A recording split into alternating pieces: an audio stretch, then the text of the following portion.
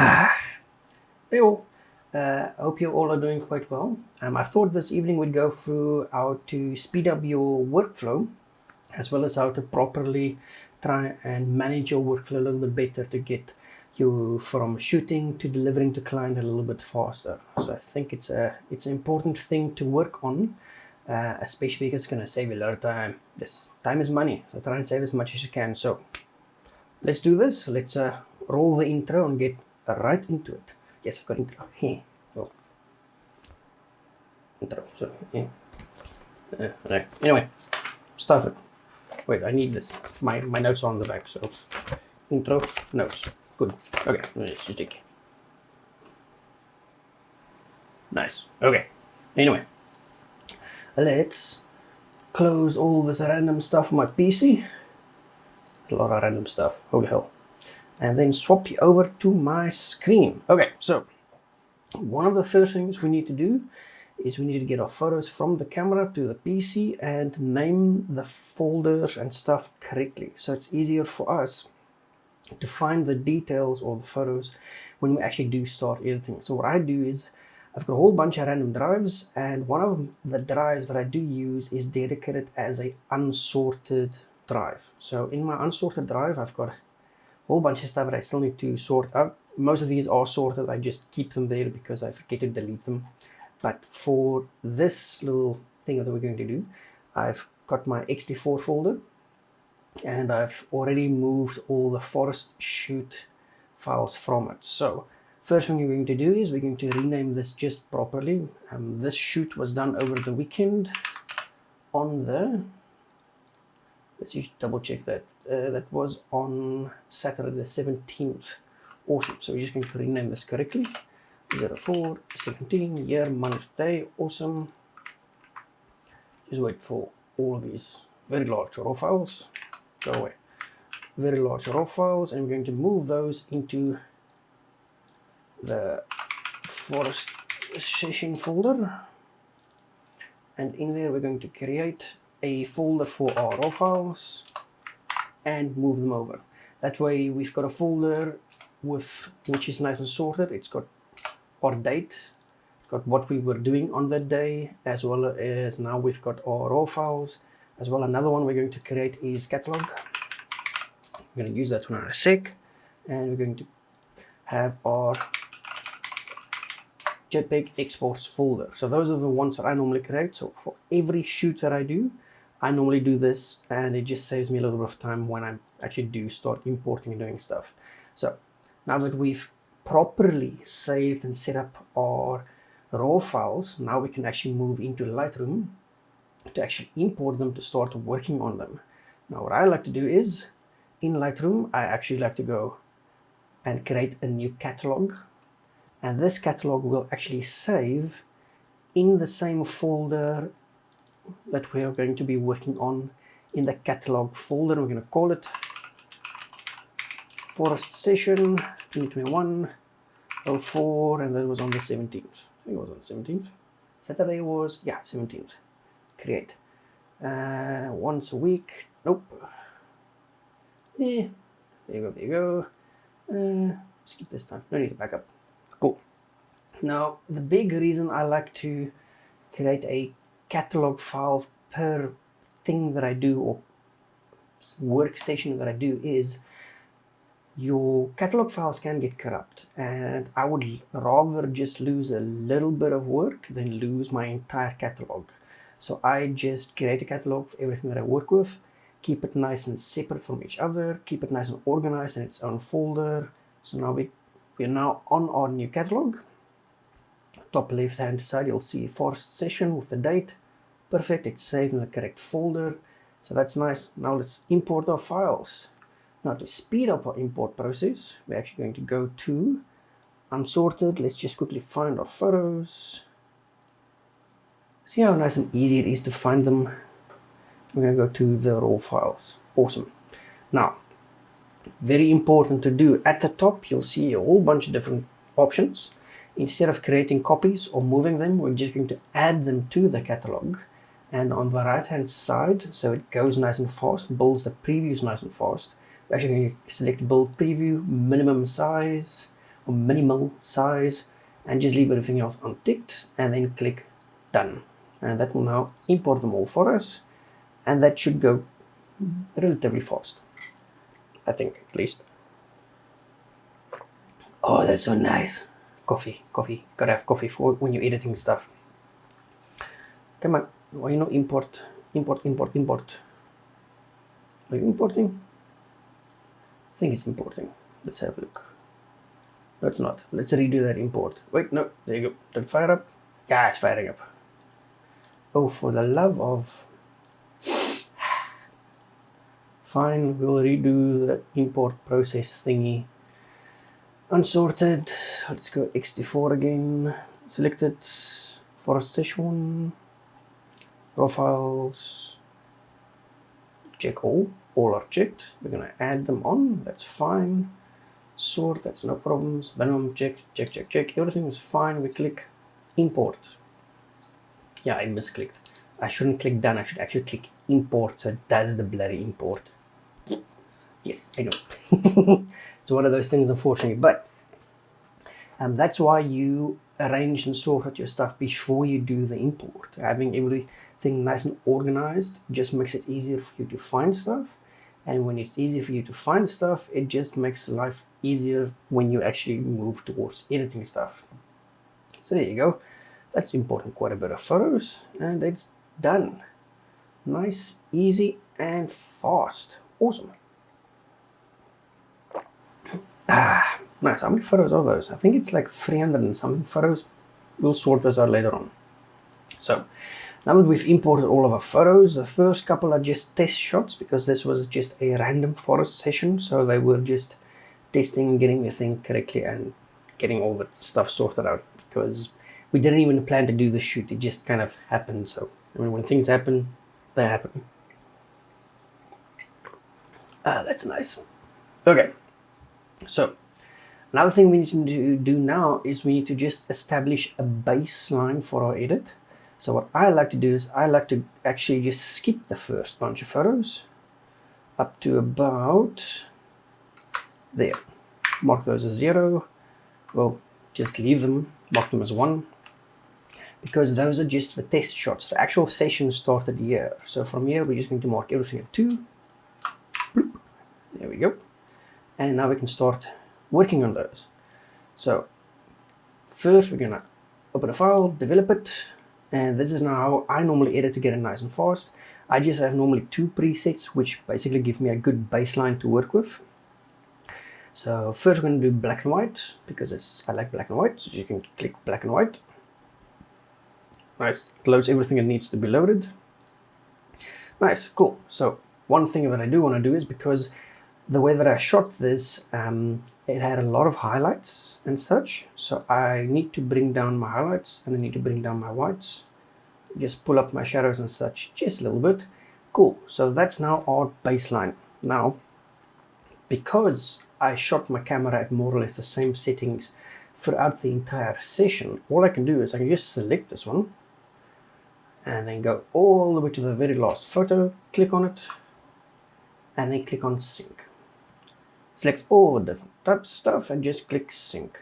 So what this will now do is that baseline edit that I did on the first photo will now be applied across all the photos, and then I can just easily batch process them. Just makes editing easy and faster. Look, it's basically done. Nice, awesome. So now if you go back to library and we view all the photos, just give it some time to update. There you go. So now as we scroll down, all the photos will now be or have the exact same starting point to start with our edit. Now this is very important when you do batch editing, that you shoot correctly. So for my exposures, I try to always have them a little bit more on the darker side, unless I'm shooting flash. So my settings always stay the same. And then a nice thing, when your settings stay the same, it makes your editing so nice. So it's very important. You need to know how your gear handles certain situations. You need to set up the way that you shoot properly, so that when you do shoot, all your photos have a consistent exposure, and white balance. Well, I'm going black and white, but when I do the color versions, it's nice because I have the same white balance, got the same color profiles. Everything's exactly the same from one shot to the last shot, which means if I edit one photo and I apply that entire edit to all other photos in the entire range, they will all look the same. And that's important. You need to be consistent, and that's why you need to learn how your gear works. You need to properly set up your photos so you can get them as correct as possible when you are busy shooting, because it's going to save you so much time. So now that we've applied our batch edit, we can just go through them quickly and just double check that it went all the way through. That was a burst shot, that's fine. Let's double click this one. Looks fine. Come on, buffer, buffer, buffer, buffer. Yeah, looks fine. Nice. Cool. So we've got a baseline edit. And that's actually quite nice. Not bad. So now we're going to edit these in small segments. Now what I mean by that is, let's go all the way back to where we started. Number two, number two, number two, number two. Bloop. So the way that I shoot is I like to, at the bottom, I actually just go to library review, show them. So all of these photos, they're in the same lighting condition. These two, same lighting condition, same lighting condition. From these ones to those, same lighting condition. So all that I do for my batch processing is, this is the one that I'm going to edit. It looks fine already. I just want to change the contrast a little bit, bring the highlights back a little bit, and just reset this. Add a little bit of clarity and a little bit of dehaze. There you go, cool. So that one's now edited. So from this one to where this scene stops, I'm just going to synchronize those settings, and they're done. Cool. But I like the settings, so what I'm going to do is I'm actually going to synchronize these changes all the way to the back as well. There we go. Come all the way to the front again. Nice, they're done. And then we're going to go to the next scene. Now, in doing it like this, it means that I'm editing scene by scene as the events are folding. I'm not going to use these photos. Those look bad. This one looks fine. I might just want to see if I can drop the exposure a bit. It looks fine. I can leave it just like that. That looks fine. That looks fine. That looks fine. Those look fine. I'm just going through, just double checking that the global changes that I did and applied to all the photos more or less work well with all the scenes. So I'm not looking at anything specific. I'm just looking at the exposure that is correct between all of the shots. So far, it looks like the changes I made the first bunch, that one's out of focus. No need to try and even save it. That's another thing. When you do find that you're busy doing batch editing, remember to skip photos that you want to try and save. Stuff it. Overshoot. Have more options to work with. This is a good example of that. This shot is a throwaway. This shot is a throwaway as well. Focus is completely off.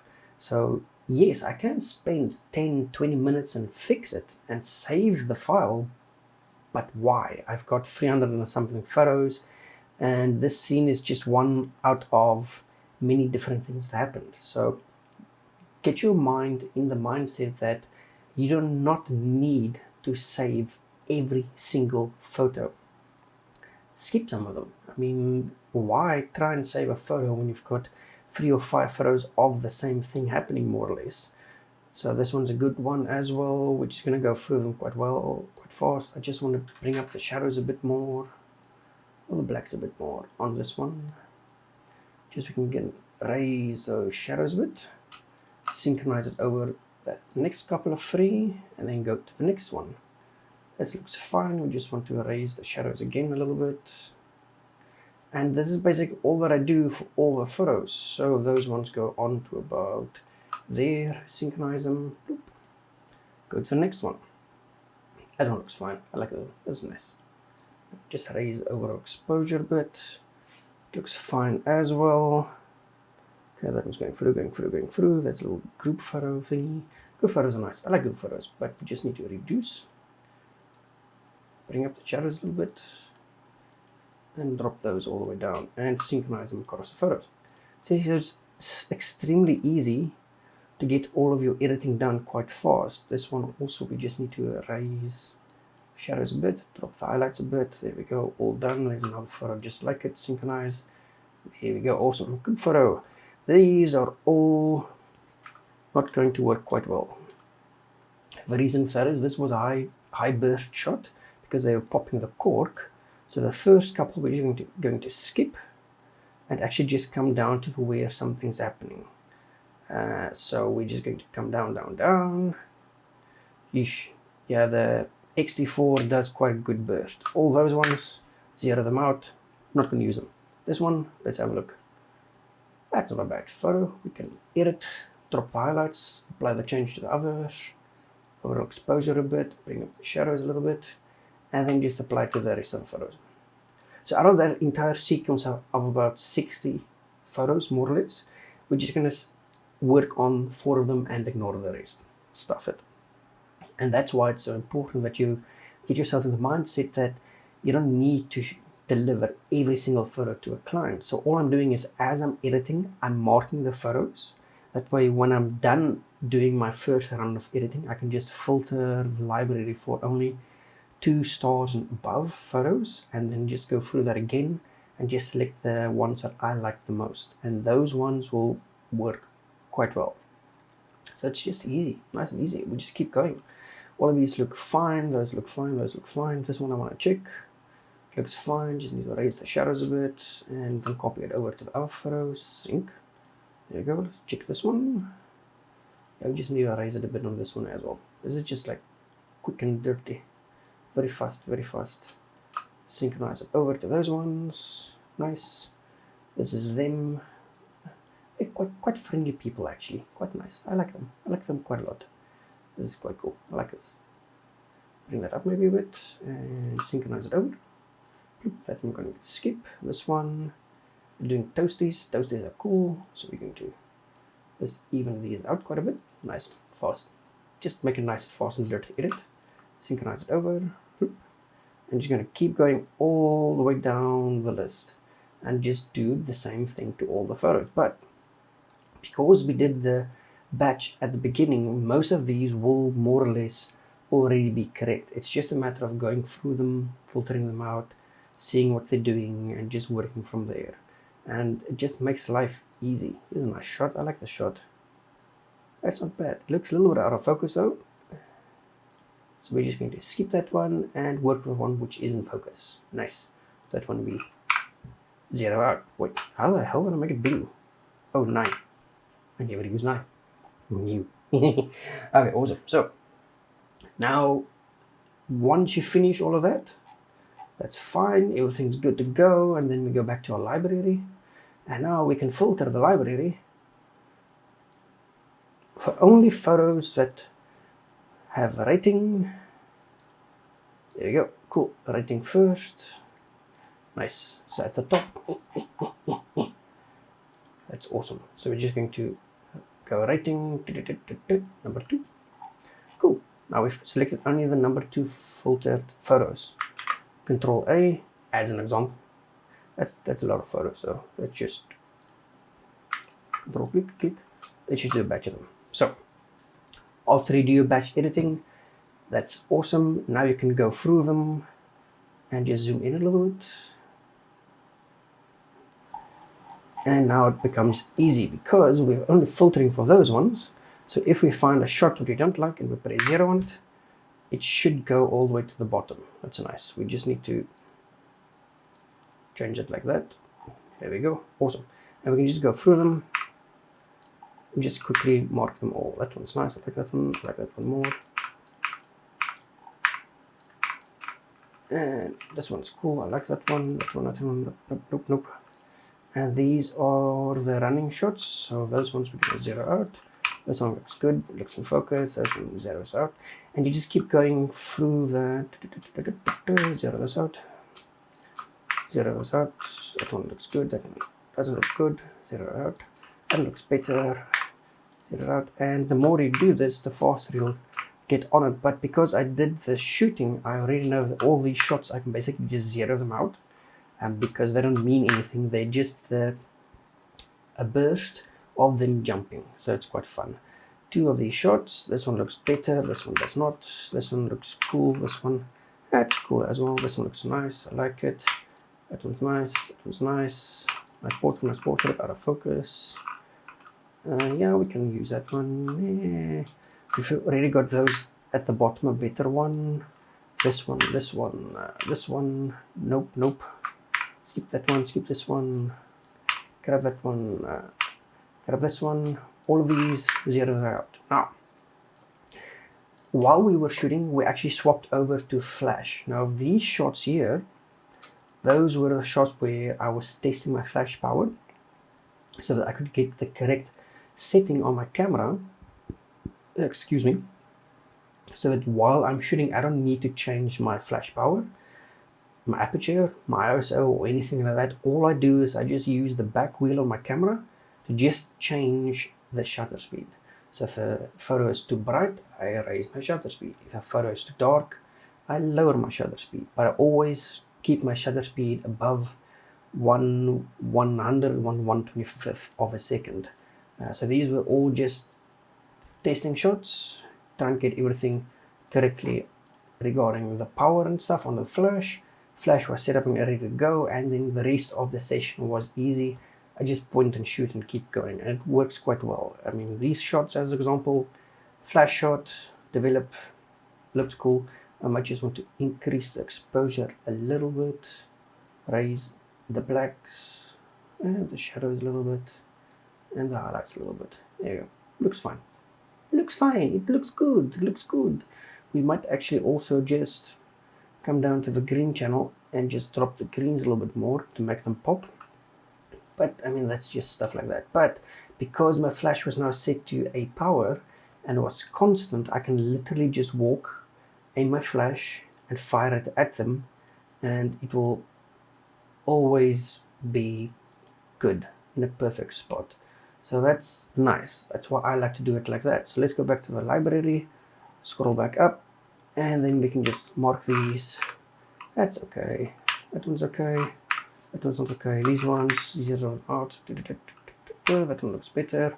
These look fine. This one looks fine. Zero is out. Zero is out. 1, 2, 3, 4, 5. This one looks more in focus than the rest.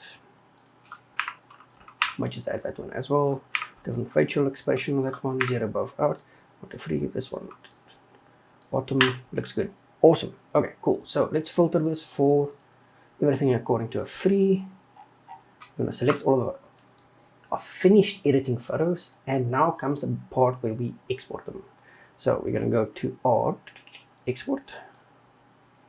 And the way that I like to export my files is I like to export them in the same way that I would export my own photos for social media use. So what I'd like to do is I like to resize JPEG exports. There we go. Scroll down. JPEGs, we put them to 84% quality.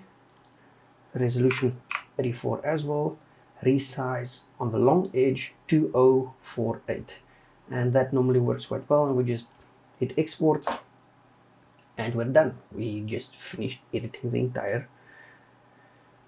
How many photos we did? Quite fast and easy, and the more you do it, the faster you'll get on it as well. And the nice thing is, since I've already now done my black and white edits, and I've already marked them with a free star for the ones that I'm going to keep and give to the client, that means that once I'm actually done editing the black and whites and exporting them, I can now swap over and just remove the black and white, go back to color, edit a single photo, and apply the color edit to everything, and I'm gonna go again.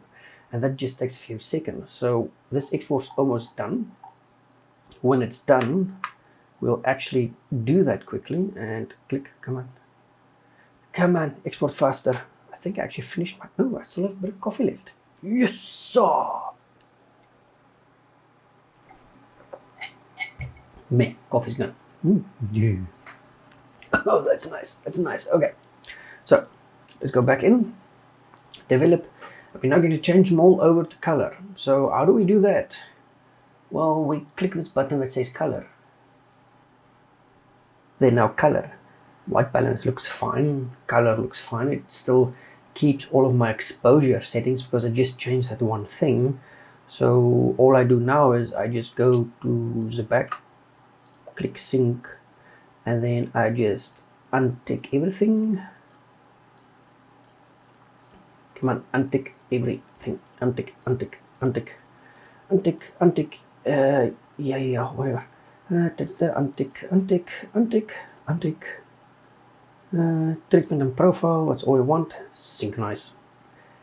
And that should now make them all color, I think.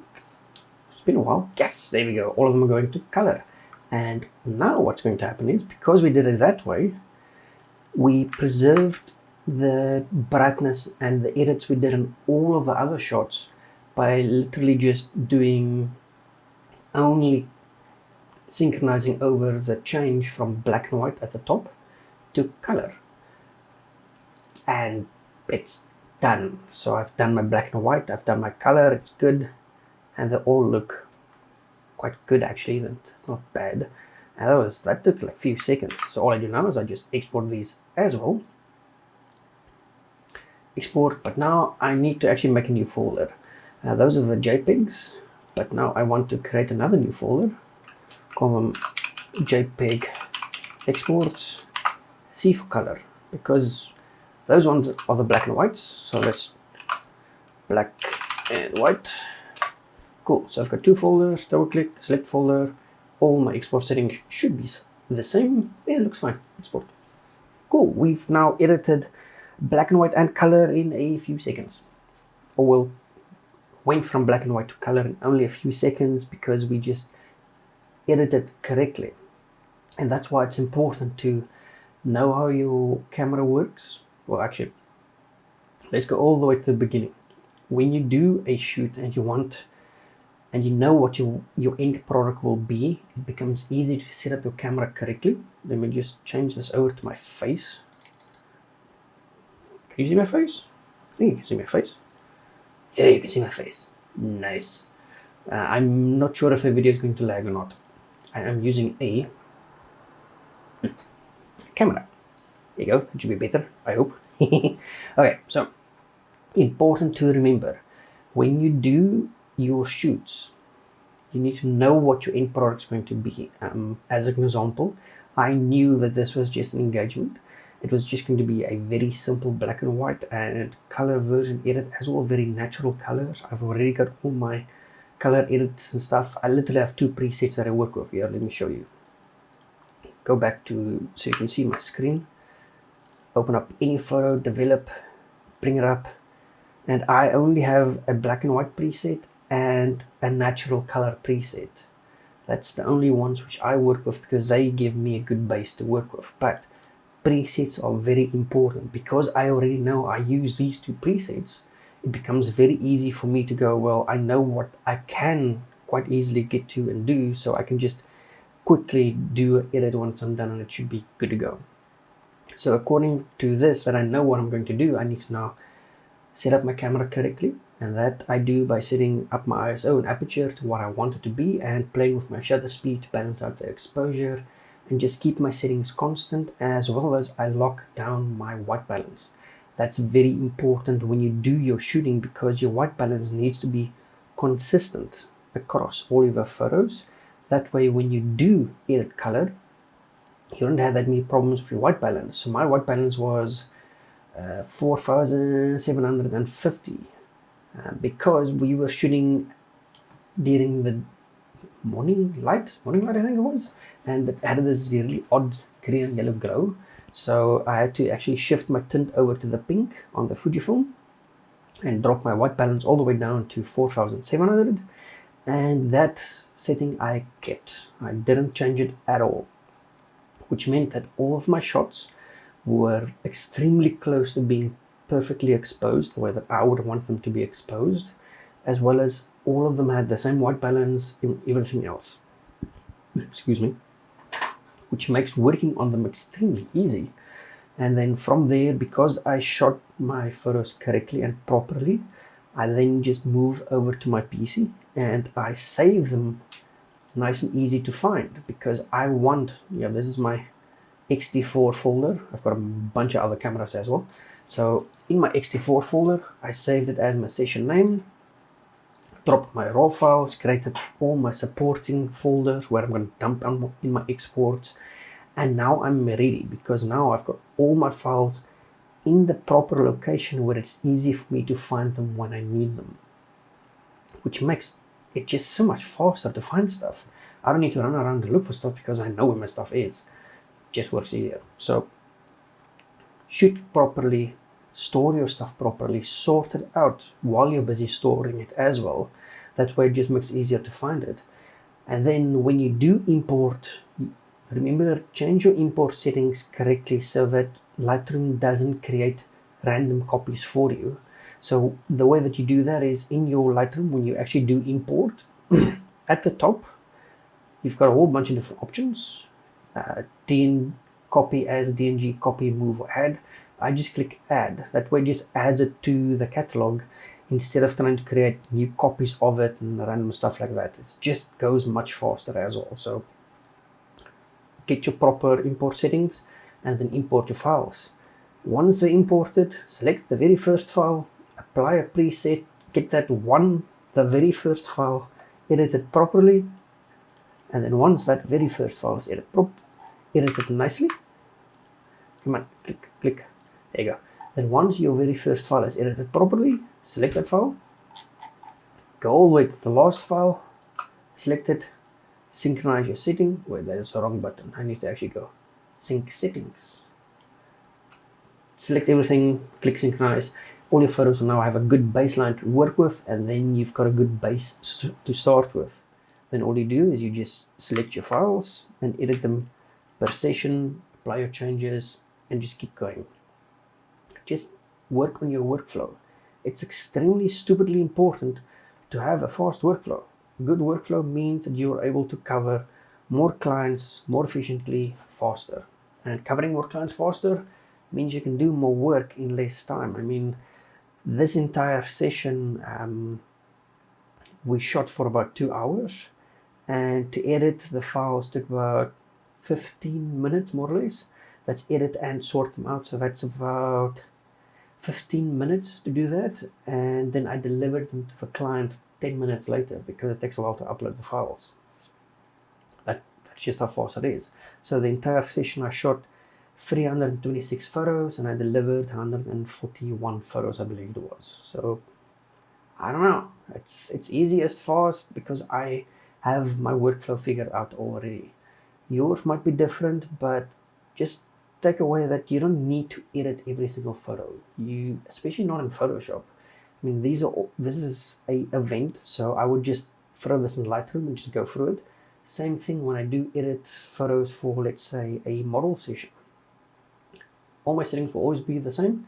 I apply a base edit to everything. I select the files that I want to work on in Photoshop. I only export those files and I work on them. Everything else I ignore because I'm not going to spend time on photos which I need to do a lot of effort with trying to save them. Why? I've got a digital camera. I just shoot more photos. Shooting more photos means I've got more stuff to work with. It just works nice. Very nice. So work on your workflow. Shoot properly. Use a proper preset to get a good base. Apply your batch editing. Do your exports. Name your files where you store your files correctly so you can find them easily, and don't try to save files. I don't know. I hate trying to save files that are out of focus. I just shoot like a whole bunch extra because I've got a lot of memory cards. So meh, that's just me. But anyway, meh. Hope that helps.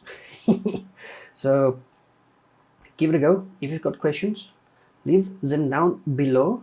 I'll also link in the first comment my little educational Facebook group. Feel free to join it. You can ask questions there as well, get in touch with me, and then we can see where we can help you and get stuff sorted out. I do enjoy helping you guys, so I don't know. Subscribe, smash a like, buy me a coffee, I like coffee. And intro go bye-bye. Anyway, have a good one, eh? Catch you around.